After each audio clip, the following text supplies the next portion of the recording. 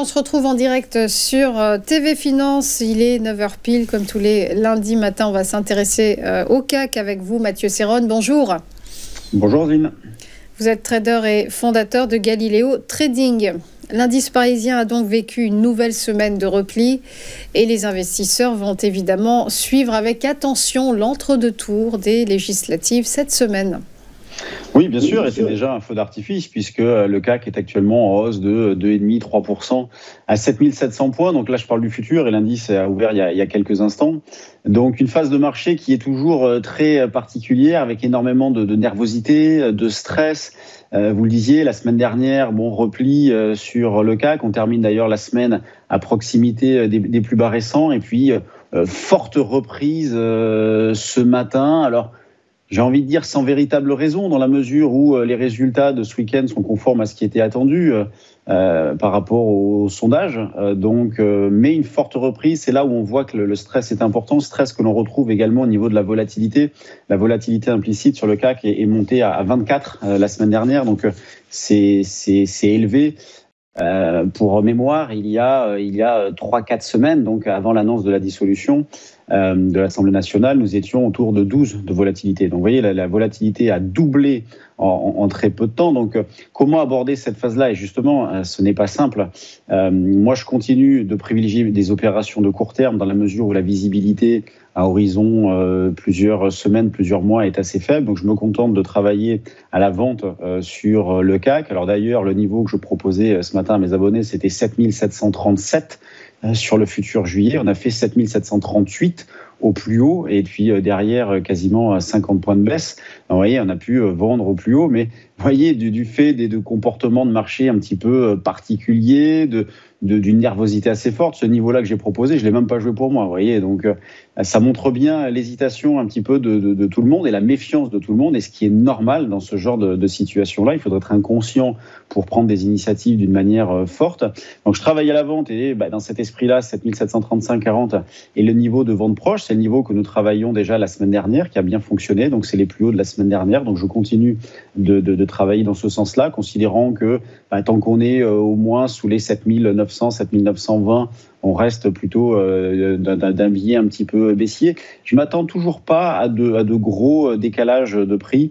Je pense qu'on peut avoir une hésitation un petit cran en dessous de ce qu'on a eu ces derniers mois. Vous voyez, précédemment, on était entre 7008 et 8002. Là, on pourrait très bien avoir une évolution entre 7004, 7005 et 7008, 7009 environ. C'est un petit peu ce que j'ai en tête, avec toujours des marchés. Vous voyez, une phase de porte de saloon avec des marchés très algorithmés, c'est-à-dire une succession de mouvements haussiers, baissiers, sans forcément rencontrer de contrepartie, dans la mesure où les intérêts de conviction restent assez forts et assez faibles, pardon.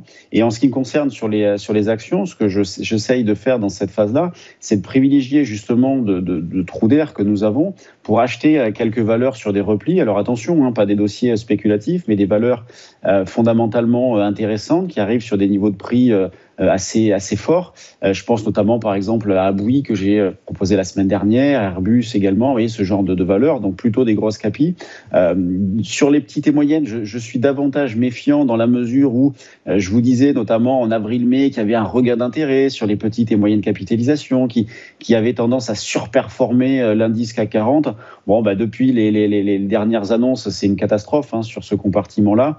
Je regardais par exemple le CAC Small a perdu en 15 séances, il a perdu 17%. Vous voyez, 17% en 15 séances, et quand on regarde après dans le détail valeur par valeur, c'est bien pire. On a bon nombre de dossiers qui ont divisé par deux en assez peu de temps, alors environ 30% en assez peu de temps. Et sur ce compartiment-là, par exemple, une à laquelle je m'intéresse particulièrement, c'est Memscap. Donc on est plutôt sur les petites moyennes capis.